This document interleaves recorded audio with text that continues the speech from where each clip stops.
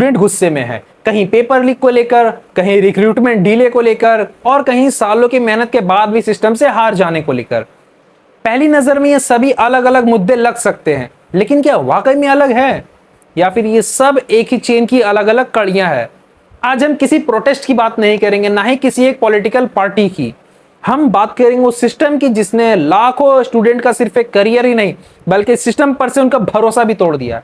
और सबसे हैरानी की बात, पेपर लीक इस चेन की शुरुआत भी नहीं है, यह तो सिर्फ उसका एक दिखाई देने वाला हिस्सा है। अगर आप पिछले 2 साल की हेडलाइंस देखें तो एक अजीब पैटर्न नजर आएगा आपको। 2024 में NEET paper leak controversy, UGC NET exam cancel, UPPSC RO ARO controversy, BPSC candidates के लंबे प्रोटेस्ट और अलग अलग रिक्रूटमेंट एग्जाम्स को लेकर भी बार बार सवाल सामने आए हैं। हर एग्जाम अलग था, हर एजेंसीज अलग थी, हर स्टेट्स अलग थे, लेकिन एक चीज हर जगह कॉमन थी। इन सब चीजों की वजह से स्टूडेंट का भरोसा टूट रहा था। और जब एक ही तरह की प्रॉब्लम अलग अलग एग्जाम्स में अलग अलग स्टेट में बार बार दिखने को मिले तो उससे कोइंसिडेंस नहीं, एक पैटर्न कहते हैं। और हर पैटर्न के पीछे कोई ना कोई एक प्रॉपर सिस्टम जरूर होता है।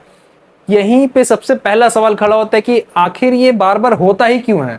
इसका जवाब सिर्फ पेपर लीक में नहीं छुपा हुआ है, बल्कि उस सिस्टम में छुपा हुआ है जो इस पेपर लीक से पैसे कमाता है। जब भी पेपर लीक होता है तो टीवी पर कुछ गिरफ्तारियां दिखाई जाती है, कुछ दिन डिबेट चलती है और फिर धीरे धीरे सभी चीज शांत हो जाती है।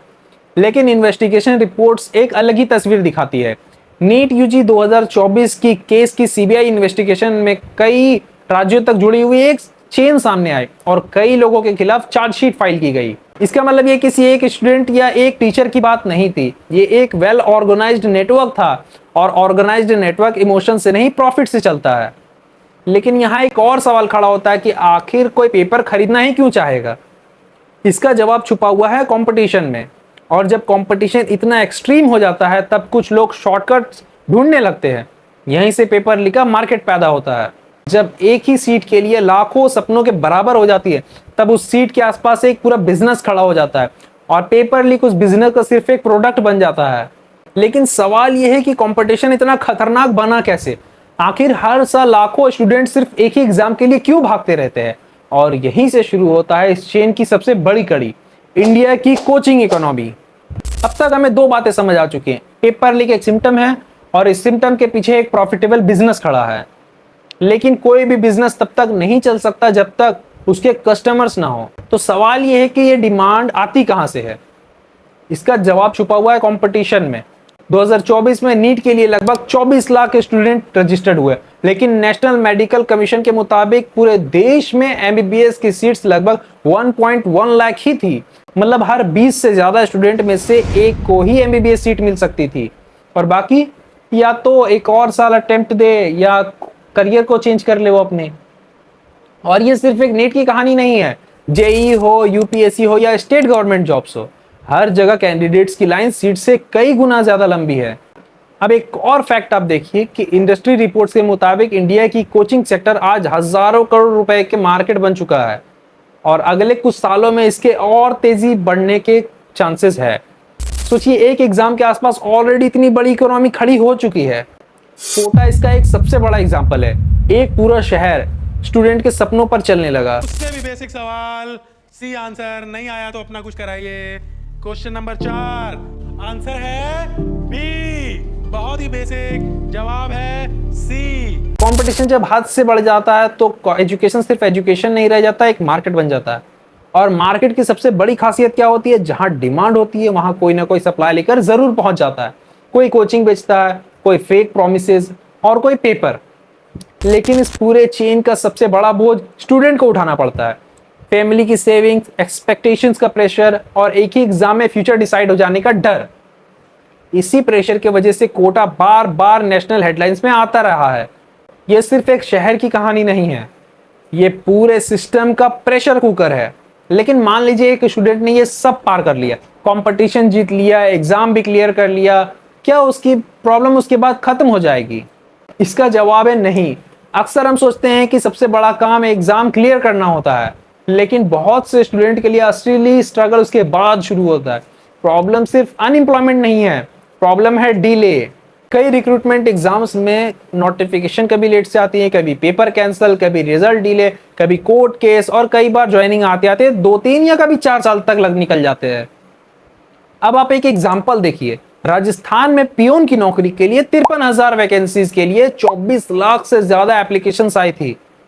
सोचिए, इंजीनियरिंग ग्रेजुएट्स, पोस्ट ग्रेजुएट्स और लाखों एजुकेटेड पर्सन एक पियोन की नौकरी के लिए लाइन में खड़े थे। ये सिर्फ एक बेरोजगारी का नंबर नहीं है, ये डिप्रेशन का नंबर है। और दूसरी तरफ कई राज्यों में लाखों गवर्नमेंट पोस्ट सालों तक खाली पड़ी रहती है। यानी एक तरफ कैंडिडेट्स हैं, तैयार हैं, और दूसरी तरफ वैकेंसीज बीच में अटकी हुई हैं। स्टूडेंट का सबसे बड़ा दुश्मन मुश्किल एग्जाम नहीं होता है, एग्जाम ना होने वाला एक इंतजार होता है। और जब कंपटीशन और फाइनेंशियल प्रेशर और पेपर लीक का डर, रिक्रूटमेंट डिले और अनसर्टेनिटी एक ही जिंदगी में जमा होने लगती हैं, तब धीरे धीरे एक चीज टूटना शुरू हो जाती है, वो है भरोसा। और जब भरोसा टूट जाता है तो प्रोटेस्ट सड़क पर शुरू नहीं होता, इंसान के अंदर पहले ही शुरू हो चुका होता है। अब एक पूरी चेन को हम जोड़ के देखते हैं। सीट कम है इसलिए कंपटीशन बहुत ज्यादा है, कंपटीशन बहुत ज्यादा है इसलिए कोचिंग एक मल्टी करोड़ इंडस्ट्री बन चुका है। प्रेशर बढ़ता है तो कुछ लोग शॉर्टकट ढूंढते हैं, शॉर्टकट मिलता है तो पेपर लीक माफिया पैदा होता है, और जो स्टूडेंट फिर भी मेहनत करके एग्जाम क्लियर कर लेता है उसके सामने रिक्रूटमेंट डिले और सालों का इंतजार खड़ा होता है। ध्यान दीजिए, इनमें से कोई भी प्रॉब्लम अकेली नहीं है, ये सभी एक ही चेन की अलग अलग कड़ियां हैं। इसीलिए जब एक पेपर लीक होता है तो स्टूडेंट सिर्फ उस पेपर के खिलाफ प्रोटेस्ट नहीं करता, वो सालों से जमे हुए फ्रस्ट्रेशन के खिलाफ खड़े होते हैं। पेपर लीक एक एग्जाम को फेल नहीं कराता, वो सिस्टम पर भरोसा फेल करा देता है। और जब किसी देश के स्टूडेंट का भरोसा टूटने लगता है तो वो सिर्फ एक एजुकेशन क्राइसिस नहीं रह जाता, वो एक फ्यूचर का क्राइसिस बन जाता है। अब सवाल उठता है कि क्या इसका सॉल्यूशन सिर्फ एक प्रोटेस्ट है या किसी एक मिनिस्टर का रेजिग्नेशन? शायद नहीं, क्योंकि अगर सिस्टम वही रहा तो चेहरे बदलेंगे लेकिन प्रॉब्लम्स नहीं। इसीलिए जरूरी है सिस्टम को मजबूत बनाने की। सबसे पहले एग्जाम सिक्योरिटी और इन्वेस्टिगेशन को इतना ट्रांसपेरेंट बनाना होगा कि पेपर लीक कराना प्रॉफिटेबल ही ना रह जाए। दूसरा, रिक्रूटमेंट प्रोसेस को टाइम बाउंडेड बनाना होगा, नोटिफिकेशन से लेकर ज्वाइनिंग तक हर स्टेज की एक क्लियर डेडलाइन होनी चाहिए।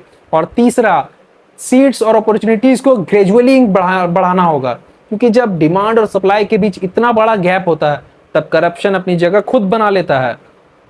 करप्शन को खत्म करना तो सिर्फ चोर को पकड़ना काफी नहीं है, उस बिजनेस को तोड़ना होगा जहां से ये करप्शन पैसे कमाता है। अगली बार जब भी आप किसी प्रोटेस्ट की हेडलाइंस देखें तो सिर्फ ये मत पूछिए कि आज क्या चल रहा है, एक और सवाल पूछिए कि ऐसा क्या था जो सालों से अंदर में बनता आ रहा था। क्योंकि प्रोटेस्ट एक दिन में नहीं बनता, वो तब बनते हैं जब एक स्टूडेंट सुबह 5 बजे उससे उठकर पढ़ाई करता है, फैमिली अपनी सेविंग्स लगा देती है, वो एग्जाम देता है, पेपर लीक की खबर सुनता है, फिर भी रिजल्ट का इंतजार करता है, रिक्रूटमेंट का इंतजार करता है, और धीरे धीरे सिस्टम पर से भरोसा ही खो देता है। और शायद यही वजह है कि आज पूरे देश में स्टूडेंट सिर्फ एक एग्जाम के लिए नाराज नहीं है, वो उस चेन से नाराज है जो हर साल उन्हें वही कहानी दोबारा जीने पर मजबूर कर देता है।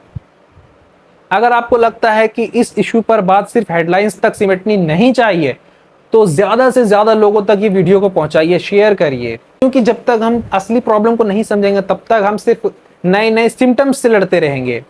और अगर आपको ये वीडियो अच्छी लगी हो तो वीडियो को लाइक करके चैनल को सब्सक्राइब जरूर कर लीजिएगा। और एक बात, प्रॉब्लम सिर्फ एक एजुकेशन सिस्टम में नहीं है, प्रॉब्लम हर सिस्टम में, हर सेक्टर में है। अगर आप ये बात नहीं जानते कि एसआईआर में 5 करोड़ से ज्यादा वोटर्स को किस तरह से रिमूव कर दिया था गवर्नमेंट ने, तो स्क्रीन पर वीडियो चल रही है, आप उस पर क्लिक करके वो वीडियो देख सकते हैं। मैं मिलता हूं आप लोगों से वहीं पर, तब तक के लिए जय हिंद।